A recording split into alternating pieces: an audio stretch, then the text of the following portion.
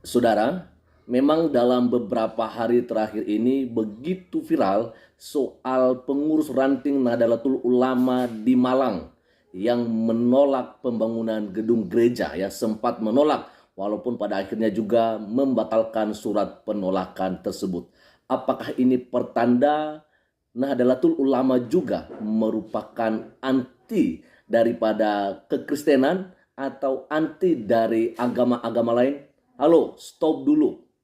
Ya, jangan berpikiran sampai ke sana. Ya, maka sebab itu teman-teman, saya akan bagikan kepada kita terlebih dahulu bagaimana pandangan yang disampaikan oleh Bang Ade Armando, dan kita akan langsung dengarkan saja lewat videonya yang satu ini teman-teman ya, dan ini dia. Kalau video saya kali ini saya beri judul NU, anti atau pro gereja, itu karena ada perkembangan menarik di Jawa Timur. Tersiar kabar bahwa NU Desa Sumberjo, Malang mengeluarkan surat penolakan pembangunan gereja Kristen Jawi Wetan. Kabar ini mengejutkan banyak orang. Masalahnya, penolakan ini terkesan sama sekali tidak sesuai dengan citra NU selama ini. Banyak pihak kan memandang NU sebagai organisasi Islam yang senantiasa membela hak-hak beribadah umat Kristen dan kaum minoritas lainnya. Jadi mengherankan sekali kalau ranting NU di Sumberjo, Gedangan, Malang justru menolak gereja. Jemaat Kristen di desa tersebut selama ini tak bisa menjalankan kewajiban beribadatnya. Kalau mau melakukan kebaktian, mereka terpaksa harus datang ke gedung GKJW Suwaru yang jaraknya sekitar 9 km. Mereka juga sering beribadah secara berkeliling, bergiliran dari satu rumah ke rumah lainnya di desa Sumberjo. Jadi mereka punya kebutuhan real terhadap sebuah gereja.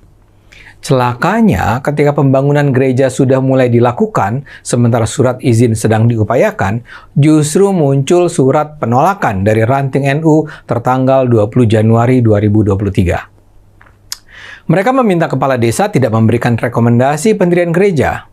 Mereka juga meminta panitia pembangunan tak meneruskan pengerjaan. Beberapa hari kemudian keluar pernyataan dari Ketua PBNU Fahrur Rozi mengklarifikasi.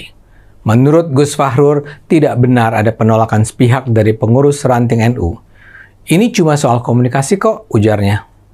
Menurutnya, pengurus ranting NU di Sumberjo hanya berharap agar pengurus gereja melengkapi dulu semua persyaratan sebelum pembangunan gereja dilakukan. Pernyataan PBNU itu pun ditindaklanjuti ranting NU Sumberjo tersebut. Mereka lantas mengeluarkan pernyataan bahwa mereka membatalkan penolakan pembangunan gereja tersebut. Urusan izin pembangunan gereja itu kini sepenuhnya diserahkan kepada FKUB. Apapun penjelasan PBNU, itu tetap tidak menghapus kenyataan bahwa salah satu ranting NU di Jawa Timur menolak pendirian gereja. Sehingga ini menimbulkan pertanyaan seperti yang saya sebut di awal.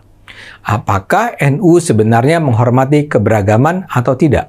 Menurut saya, tidak ada jawaban tunggal terhadap pertanyaan itu, karena NU memang tidak tunggal. NU adalah organisasi besar dengan puluhan juta pengikut. Di dalam NU ada ratusan kiai dengan beragam cara pandang.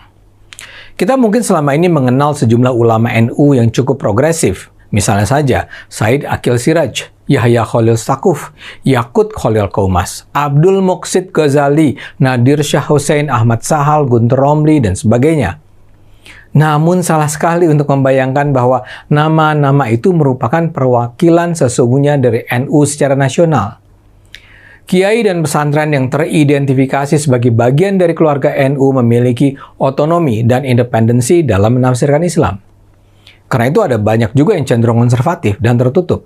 Misalnya Abdul Somad. Memang DNA Islam ala NU cenderung menolak penyatuan dan penunggalan Islam di bawah hegemoni Islam Timur Tengah misalnya. Islam NU mengakui keberagaman Islam yang tumbuh di Indonesia.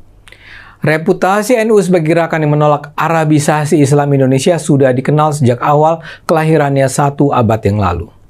Ketika itu, NU lahir sebagai reaksi terhadap apa yang disebut sebagai pemurnian ajaran Islam yang datang dari Timur Tengah. Gerakan pemurnian ini berhasrat membersihkan Islam di Indonesia dari pengaruh budaya lokal, misalnya sekaten, tahlilan, ziarah kubur, dan sebagainya. NU berada di garis terdepan melawan tekanan tersebut. Karena itulah belakangan, sejak 2015, NU memperkenalkan istilah Islam Nusantara. Oke. Oke, kalau saya lihat sebenarnya dari apa yang disampaikan oleh Bang Ade Armando ini, sebenarnya NU itu nggak salah, ya. NU yang ada di Dusun Sumbersari, Desa Sumberjo, Kecamatan Gedangan, Kabupaten Malang ini dengan melakukan atau sempat melakukan penolakan terhadap pembangunan gereja GKJW di sana, saya pikir tidaklah salah dalam hal ini. Kenapa saya sampaikan begitu? Justru yang menjadi akar permasalahan terjadinya penolakan pembangunan gereja GKJW, khususnya yang di Malang ini, itu karena SKB 2 Menteri. Ya, kenapa saya bilang begitu? Karena sampai pada akhirnya juga ya pengurus ranting NU ya yang ada di Desa Sumberjo ini membatalkan surat penolakan pembangunan gereja tersebut dan justru mengalihkannya atau menyerahkannya kepada FKUB dengan tujuan biarlah FKUB yang berwenang dan melanjutkan bagaimana seharusnya untuk ya penyelesaian masalah soal pembangunan gedung gereja di GKJW yang sesuai dengan peraturan yang maksudnya ini adalah SKB 2 Menteri. Ya kan, jadi menurut saya bukan semata-mata NU anti dengan gereja atau anti dengan kekristenan. Ini menurut saya teman-temannya. Oke, kita akan dengarkan dulu sampai selesai apa yang disampaikan oleh Bang Ade Armando di sini dan lanjut saja, ini dia. Tapi setelah mengatakan bahwa NU merupakan kekuatan utama untuk melawan penaklukan Islam di bawah hegemoni Timur Tengah, kita tak bisa juga dengan mudah menyatakan bahwa Islam yang berkembang di pesantren-pesantren NU adalah terbuka pada tafsiran-tafsiran kritis yang menghargai keberagaman. Di banyak pesantren NU, corak keberagamaan yang ditanamkan adalah corak penafsiran yang literal, yang kaku, yang tidak terbuka pada pembaharuan. Hanya saja ada sejumlah kondisi yang menyebabkan NU berkembang menjadi organisasi Islam yang nampak moderat dan serasi dengan kebutuhan demokrasi. Kekokohan posisi NU sebagai organisasi Islam pembela pluralisme misalnya terutama menguat sejak mencuatnya politik identitas dalam Pilpres 2014. Saat itu, apa yang disebut sebagai kaum Islamis ala Salafi dan Wahabi berkembang dan mengancam kebinekaan Indonesia. Islamis adalah istilah bagi kaum yang percaya pada supremasi Islam politik dan penegakan syariat Islam. Mereka ketika itu berada di belakang Prabowo melawan Jokowi. Salah satu narasi kampanye yang mereka angkat adalah Islam versus musuh Islam.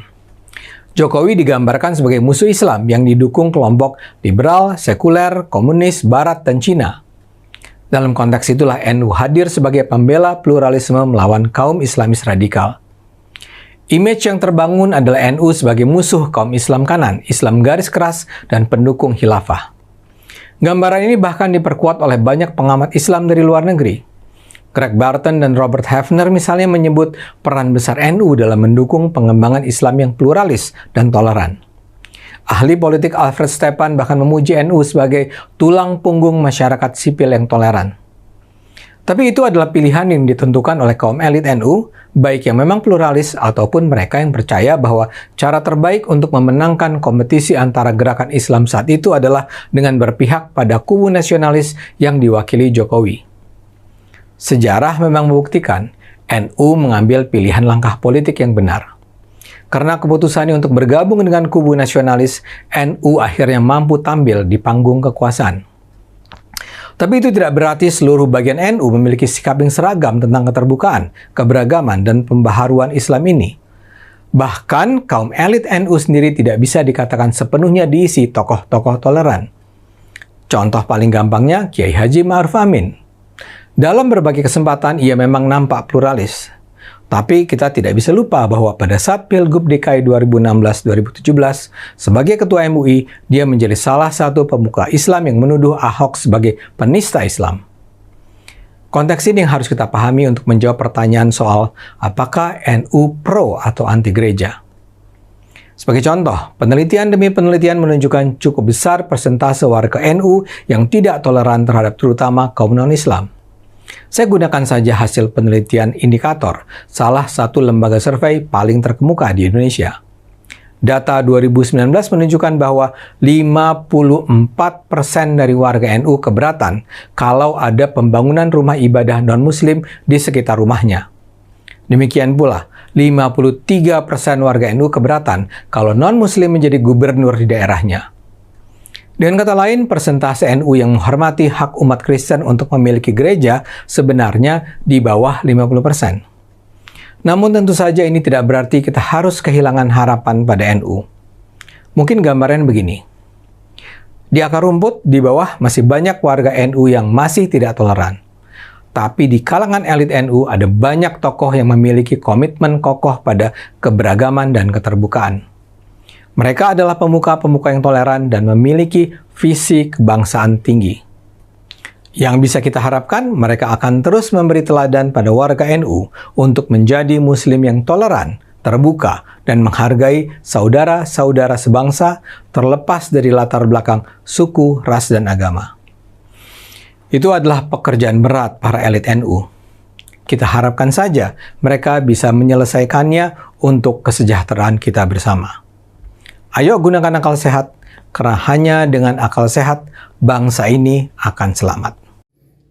Oke, dan itu saja yang boleh saya bagikan kepada kita pada saat siang hari ini, teman-teman. Sekali lagi, apa yang mau saya sampaikan, pesan saya di video kali ini yang memang sudah berulang-ulang kali saya sampaikan dan tidak pernah bosan-bosannya, tidak pernah saya merasa jenuh untuk menyampaikan dan menyuarakan ini. Sekali lagi, akar permasalahan terjadinya penolakan pembangunan gereja, pelarangan ibadah-ibadah itu karena SKB 2 Menteri. Ya kan? Karena dengan adanya SKB 2 Menteri ini membuat minoritas kesulitan untuk mendirikan bangunan atau rumah ibadahnya. Sekian saja untuk siang hari ini dan Tuhan Yesus memberkati kita semua. Shalom.